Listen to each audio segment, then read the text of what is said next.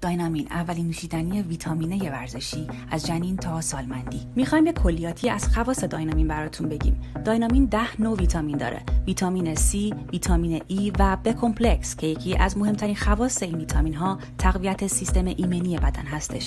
داینامین 8 نوع املاح معدنی داره. 4 تا از مهمترین هاش مثل کلسیم، منیزیم، سدیم و پتاسیم که راجع به جزئیات ویتامین ها و املاح معدنی در ویدیوهای بعدی توضیحات بیشتری خواهیم داد. داینامین یک نوشیدنی ایزوتونیکه، یعنی حدوداً 10 برابر سریعتر از آب جذب بدن میشه. شکر، کافئین و گاز نداره. لطفاً با نوشیدنی‌های انرژیزا اشتباه نگیرینش. داینامین با استویا شیرین شده. سالم‌ترین شیرین کننده گیاهی دنیا. حاوی مقدار کمی قند طبیعی دکستروز هستش که اصطلاحاً بهش میگن قند مغز که تمرکز از دست رفته رو به شما برمیگردونه. حالا توی این روزا که بیشتر خونه هستیم، سعی کنیم انرژی، نشاط و تمرکز داشته باشیم.